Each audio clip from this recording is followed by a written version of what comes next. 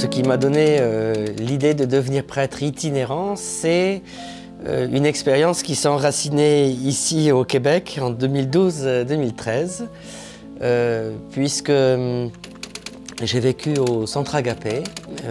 Je faisais partie de l'équipe d'animation de ce centre pour les jeunes qui vivaient là à l'époque. J'ai vécu une conversion au fond de mon cœur qui m'a fait me dire il faut que tu te trouves des moments dans ta vie pour prendre le temps de rencontrer les gens en vérité, d'avoir du temps pour rencontrer les personnes sans courir d'un truc à l'autre. Voilà, dans ma vie de prêtre jusque-là, j'avais un agenda qui était très rempli d'heure en heure. On passait d'un univers à l'autre en quelques minutes et en fait, je n'étais pas moi-même.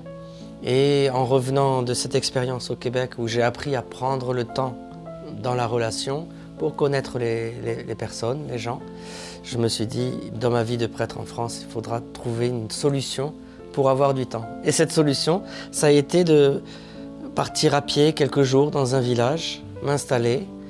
Enfin m'installer, j'avais rien, pas de maison, pas de presbytère, rien du tout.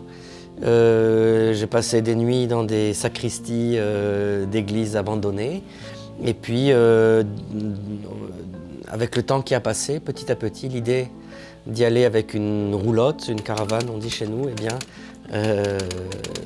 cette itinérance s'est mise en place petit à petit pour avoir des semaines entières pour prendre le temps de rencontrer les gens sans avoir rien d'autre à faire. On est là, je reste au cœur du village, disponible à la rencontre. Je ne peux pas fuir, je ne peux pas partir, faire autre chose. Je suis là pour les personnes qui vivent là, à cet endroit. C'est ma plus grande joie de voir qu'il y a des personnes loin de l'église ou fâchées avec l'église qui trouvent une oreille attentive à travers moi ou à travers l'équipe missionnaire qui vient avec moi dans les villages. J'oublie de préciser que je ne suis pas toujours tout seul. Eh bien, nous offrons à des personnes loin de l'église la possibilité d'abord d'être écoutées. Un aspect très important de ma mission aussi, c'est des fois on me demande qu'est-ce que vous êtes venu faire. Je leur réponds aux personnes, je suis venu vous aider à ouvrir votre église. Ah bon, pourquoi vous voulez l'ouvrir?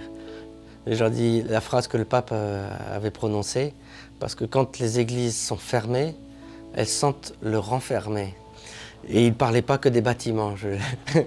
Et donc, voilà, mon enjeu, c'est aussi en ouvrant les portes des églises, c'est d'ouvrir mon cœur et de nous apprendre les uns et les autres à ouvrir notre cœur à ceux qui nous entourent. Voilà. Sans porter sur eux un regard, il faut les faire venir absolument à l'église, simplement. C'est ceux que le Seigneur a mis sur notre route aujourd'hui, à aimer.